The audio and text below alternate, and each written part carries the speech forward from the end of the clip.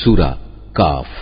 বিসমিল্লাহির রহমানির রহিম। রহমান রহিম আল্লাহ তাআলার নামে।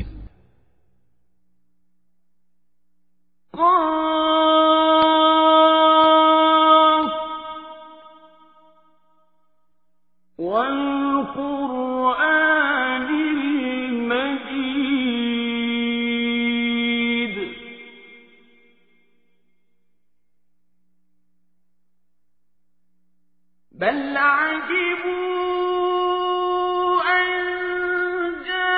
جاءهم منذر منهم فقال الكافرون هذا شيء عجيب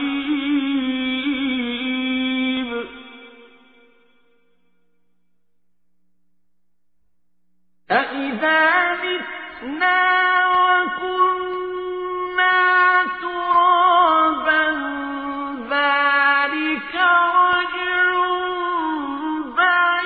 بعيد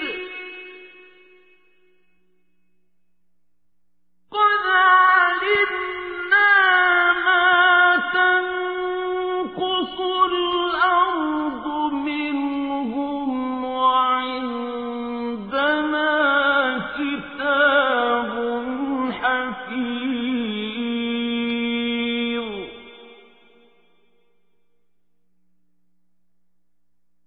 بل كذبوا بالحق لما جاءهم فهم في أمر مريج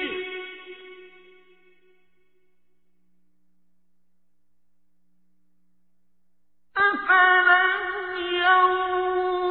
ينظروا إلى السماء فوقهم كيف بنيناها وزيناها وما لها من فروج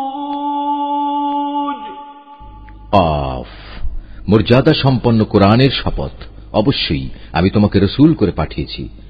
একথা অনুধাবন না করে বরং তারা বিস্ময় বোধ করে। তাদের নিজেদের মাঝ থেকে কি করে একজন সতর্ককারী নবী তাদের কাছে এলো। অতঃপর অবিশ্বাসীরা এও বলে, এ তো আসলে একটা আশ্চর্যজনক ব্যাপার। এটা কি এমন যে আমরা যখন মরে যাব এবং আমরা যখন মাটি হয়ে যাব তখন পুনরায় আমাদের জীবন দান করা হবে? এ তো সত্যি এক সুদূর পরাহত ব্যাপার। আমি তো এও জানি মৃত্যুর পর তাদের দেহ থেকে কতটুকু অংশ জমিন বিনষ্ট করে, আর আমার কাছে একটি গ্রন্থ আছে যেখানে সব বিবরণ সংরক্ষিত রয়েছে। উপরন্তু এদের কাছে যখনই সত্য এসে হাজির হয়েছে তখনই তারা তা প্রত্যাখ্যান করেছে। অতঃপর তারা সংশয়ে দোদুল্যমান থাকে। এই লোকগুলো কি কখনো তাদের উপরে ভাসমান আকাশের দিকে তাকিয়ে দেখেনি কিভাবে তা আমি বানিয়ে রেখেছি এবং কি অপরূপ সাজে আমি তা সাজিয়ে রেখেছি? কই, এর কোথাও কোনো ক্ষুদ্রতম ফাটলও তো নেই। والأرض مددناها وألقينا فيها رواسي وأنبتنا فيها من كل زوج بهيج تبصرة وذكرى لكل عبد منيب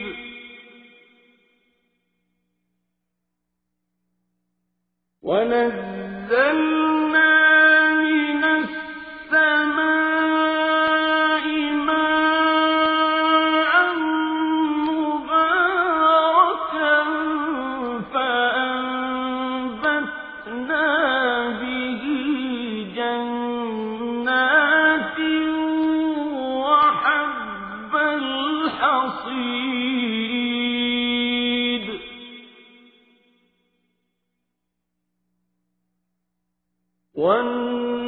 والنخل باسقات لها طلع نضيد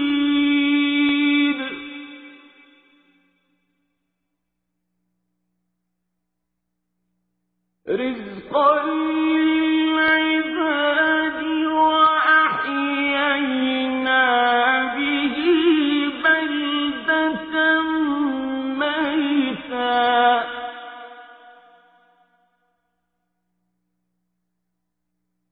كذلك الخروج আমি জমিনকে বিছিয়ে দিয়েছি নড়াচড়া থেকে রক্ষা করার জন্য।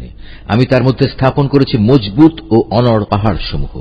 আবার এই জমিনে আমি উদ্গত করেছি সব ধরনের চোখ জুড়ানো উদ্ভিদ। মূলত প্রতিটি মানুষ যে আনুগত্যের দিকে ফিরে আসতে চায়, এর প্রতিটি জিনিসই তার চোখ খুলে দেবে এবং তাকে আল্লাহর অস্তিত্বের পাঠ মনে করিয়ে দেবে। আকাশ থেকে আমি বরকতপূর্ণ পানি অবতীর্ণ করেছি এবং তা দিয়ে উদ্যানমালা ও এমন শস্যরাজি পয়দা করেছি যা কেটে কেটে আহরণ করা হয়। আরো পয়দা করেছি উঁচু উঁচু খেজুর বৃক্ষ, যার গায়ে গুচ্ছ গুচ্ছ খেজুর সাজানো রয়েছে। এগুলো আমি বান্দাদের জীবিকা হিসেবে দান করেছি এবং আমি পানি দিয়ে মৃত ভূমিকে জীবন দান করি। এমনই মৃত মানুষদের কবর থেকে বেরিয়ে আসার ঘটনা সংঘটিত হবে। قوم نوح وأصحاب الرس وثمود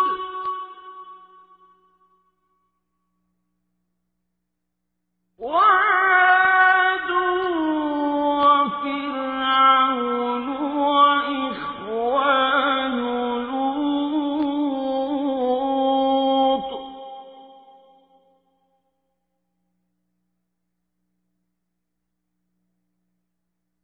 وأصحاب الأيكة وقوم تبع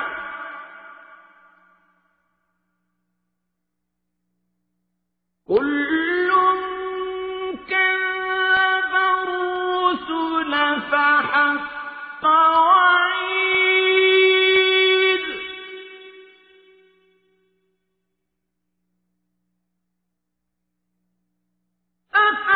أفعينا بالخلق الأول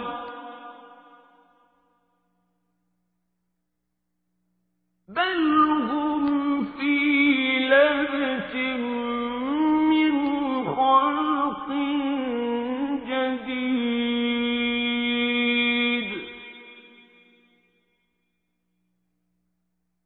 ولقد خلقنا الإنسان ونعلم ما توسوس به نفسه ونحن أقرب إليه من حبل الوريد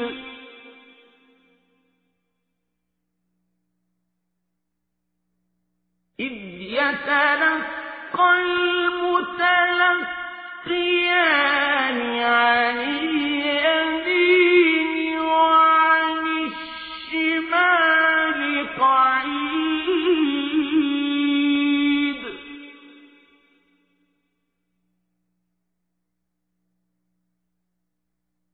ما يلفظ من قول إلا لديه رقيب عتيد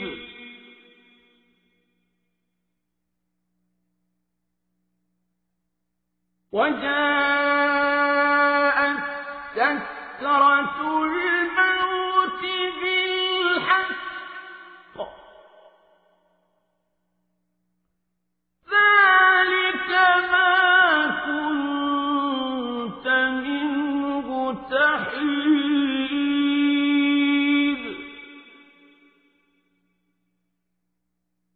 ونفخ في الصور ذلك يوم الوعيد এর আগেও নুহের জাতি, রসের অধিবাসী ও সামুদ জাতির লোকেরা তাদের নবীদের অস্বীকার করেছে। অস্বীকার করেছে আদ, ফেরাউন ও লুতের সম্প্রদায়ও। বনের অধিবাসী এবং তুব্বা সম্প্রদায়ের লোকেরাও তাই করেছে। এরা সবাই আল্লাহর রসুলদের মিথ্যাবাদী বলেছে। অতঃপর তাদের উপর আমার প্রতিশ্রুত আযাব আপতিত হয়েছে। আমি কি মানুষদের প্রথমবার সৃষ্টি করতে গিয়ে এতই ক্লান্ত হয়ে পড়েছি যে এরা আমার পুনরায় সৃষ্টি করার কাজে সন্দেহ পোষণ করছে? নিঃসন্দেহে আমি মানুষদের সৃষ্টি করেছি। তার মনের কোণে যে খারাপ চিন্তা উদয় হয় সে সম্পর্কেও আমি জ্ঞাত আছি, কারণ আমি তার ঘাড়ের রগ থেকেও তার অনেক কাছে অবস্থান করি। এই সরাসরি জ্ঞান ছাড়াও সেখানে আরো দুজন ফেরেশতা, একজন তার ডানে আর একজন তার বামে বসে তার প্রতিটি তৎপরতা সংরক্ষণ করার কাজে নিয়োজিত আছে। ক্ষুদ্র একটি শব্দও সে উচ্চারণ করে না, যা সংরক্ষণ করার জন্য একজন সদা সতর্ক প্রহরী তার পাশে নিয়োজিত থাকে না। মৃত্যু যন্ত্রণার মুহূর্তটি সত্যিই এসে হাজির হবে। তখন তাকে বলা হবে, ওহে নির্বোধ, এ হচ্ছে সে মুহূর্তটা যা থেকে তুমি পালিয়ে বেড়াতে। অতঃপর সবাইকে একত্রিত করার জন্য শিঙায় ফুঁ দেয়া হবে। তখন তাদের বলা হবে, এ হচ্ছে সেই শাস্তির দিন যার কথা তোমাদের বলা হয়েছিল।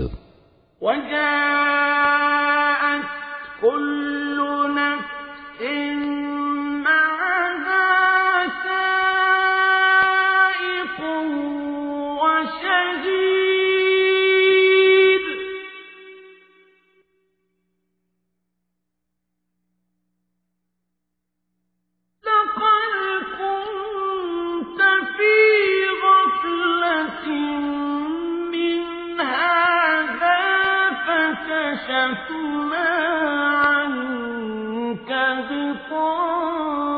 غطاءك فبصرك اليوم حديد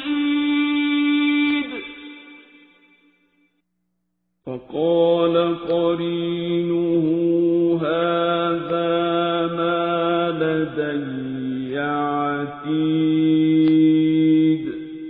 সেদিন প্রতিটি মানুষ আল্লাহর আদালতে এমন ভাবে হাজির হবে যে তাকে হাঁকিয়ে নিয়ে যাবার জন্য সাথে একজন ফেরেশতা থাকবে। অপরজন হবে তার যাবতীয় কর্মকাণ্ডের প্রত্যক্ষ সাক্ষী। একজন বলবে, এ হচ্ছে সেদিন যেদিন সম্পর্কে তুমি উদাসীন ছিলে। এখন আমরা তোমার চোখের সামনে থেকে তোমার সে পর্দা সরিয়ে দিয়েছি। অতএব আজ তোমার দৃষ্টিশক্তি হবে অত্যন্ত প্রখর, সব কিছুই এখন তুমি দেখতে পাবে। তার অপর সাথী ফেরেশতা বলবে, হে মালিক, এ হচ্ছে তোমার আসামি, আর এ হচ্ছে আমার কাছে রক্ষিত তার জীবনের নথিপত্র। ألقيا في جهنم كل كفار عنيد مناع للخير معتد مريب الذي جعل مع الله إلها آخر فألقياه في العذاب الشديد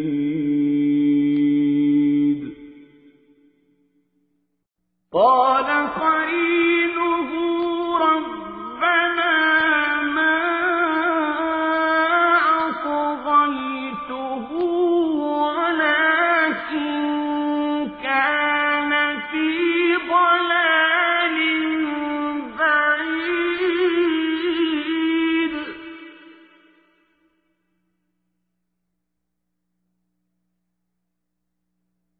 قال لا تختصموا لدي وقد قدمت إليكم بالوعيد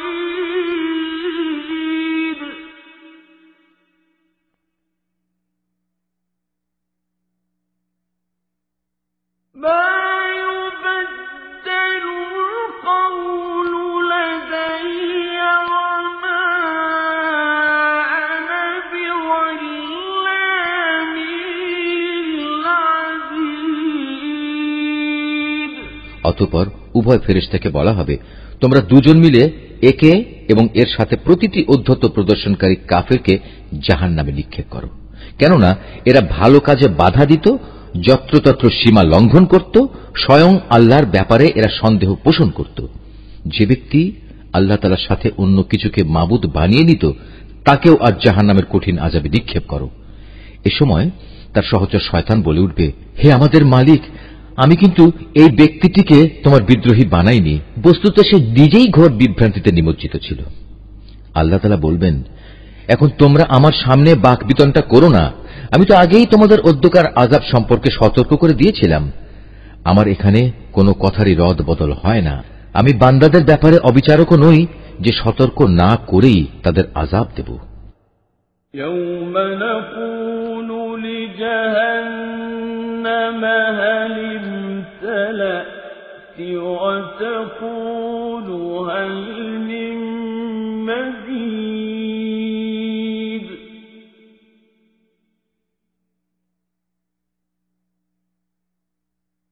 وأزلفت الجنة للمتقين غير بعيد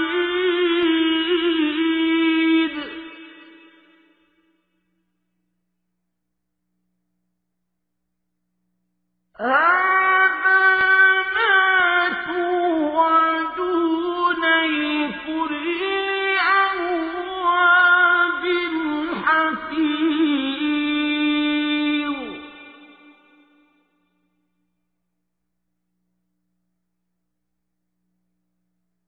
من خشي الرحمن بالغيب وجاء بقلب منيب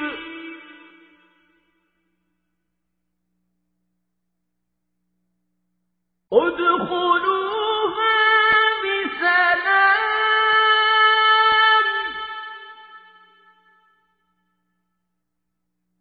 ذلك يوم الخلود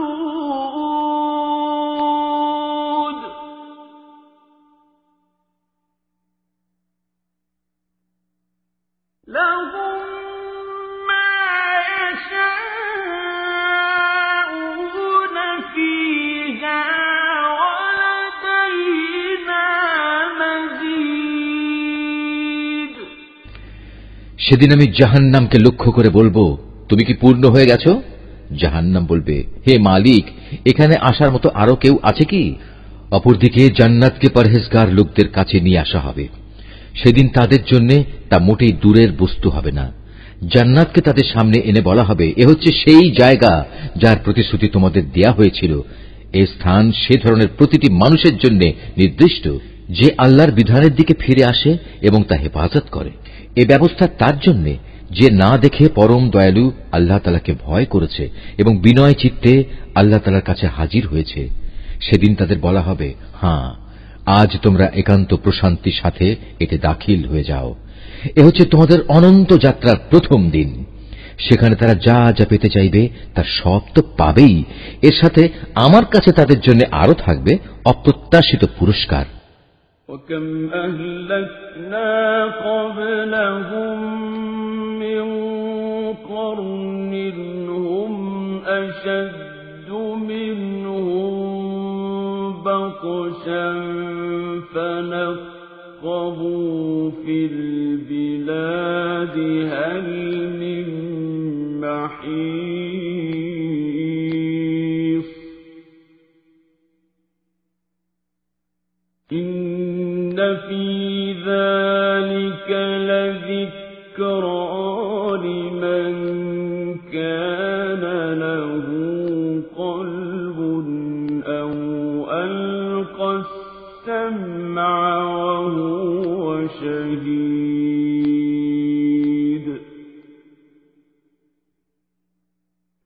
ولقد خلقنا السماوات والأرض وما بينهما في 6 أيام وما مسنا من لغوب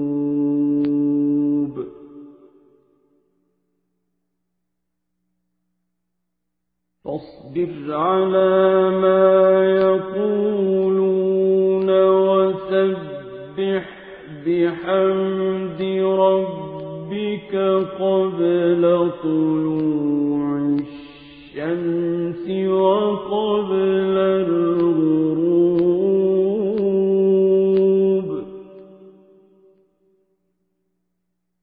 ومن الليل فسبحه وأدبار السجود আমি তাদের আগেও অনেক মানব গোষ্ঠীকে ধ্বংস করে দিয়েছি যারা ছিল শক্তি সামর্থ্যে এদের চাইতে অনেক বেশি বড়। দুনিয়ার শহর বন্দরগুলো তারা চষে বেরিয়েছে, কিন্তু আল্লাহর আযাব থেকে তাদের কোনো পলায়নের জায়গা কি ছিল? এর মাঝে সে ব্যক্তির জন্য প্রচুর শিক্ষণীয় বিষয় রয়েছে যার কাছে একটি জীবন্ত মন রয়েছে, অথবা যে ব্যক্তি একাগ্রচিত্তে সে শিক্ষণীয় বিষয়সমূহ শুনতে চায়। আমি আকাশমালা, পৃথিবী ও উভয়ের মধ্যবর্তী যা কিছু আছে তা সব কিছু 6 দিনে সৃষ্টি করেছি। কোন ক্লান্তি আমাকে স্পর্শ করেনি। অতএব হে নবী, সৃষ্টি সংক্রান্ত ব্যাপারে এরা যা বলে তাতে তুমি ধৈর্য ধারণ করো। তুমি যথাযথ প্রশংসার সাথে তোমার মালিকের পবিত্রতা ও মাহাত্ম্য ঘোষণা করো, সূর্য উদয়ের আগে এবং সূর্য অস্ত যাবার আগে। রাতের একাংশেও তার পবিত্রতা ও মহিমা ঘোষণা করো এবং সাজদা আদায়ের কাজ শেষ করে পুনরায় তাঁর তসবিহ পাঠ করো। يوم ينادي المناد من مكان قريب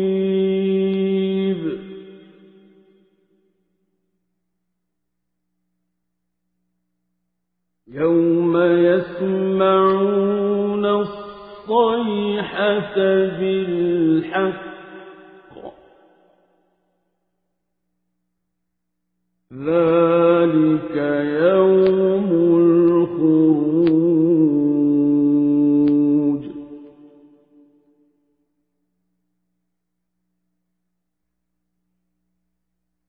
إنا نحن نحيي ونميت وإلينا المصير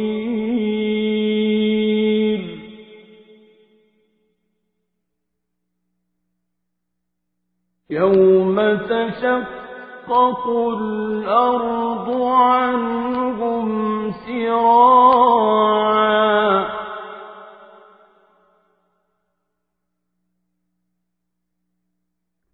ذلك حشر علينا يسير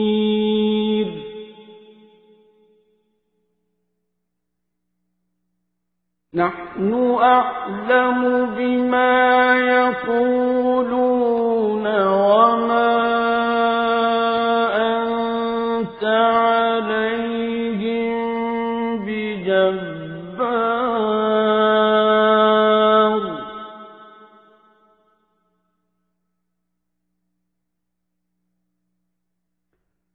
فذكر بالقرآن من يخاف وعيد সেদিন দূরে নয় যেদিন একজন আহ্বানকারী একান্ত কাছ থেকে সবাইকে ডাকতে থাকবে। সেদিন তারা কিয়ামতের মহাগর্জন ঠিক মতোই শুনতে পাবে। সেদিনটি হবে কবর থেকে উত্থিত হবার দিন। সত্য কথা হচ্ছে, আমি জীবন দান করি, আমি মৃত্যু ঘটাই এবং সবাইকে আবার আমার কাছেই ফিরে আসতে হবে। সেদিন তাদের ওপর থেকে কবরের মাটি ফেটে যাবে। যখন তারা দ্রুত হাসরের মাঠের দিকে দৌড়াতে থাকবে, বলা হবে, এ হচ্ছে হাসরের দিন। মূলত আমার জন্য এটি একটি সহজ কাজ। হে নবী, এরা যা কথাবার্তা বলে তার সব কিছুই আমি জানি। তুমি তো তাদের উপর জোর জবরদস্তি করার কেউ নও। অতঃপর এ কোরআন দিয়ে তুমি সে ব্যক্তিকে সদুপদেশ দাও যে আমার শাস্তিকে ভয় করে।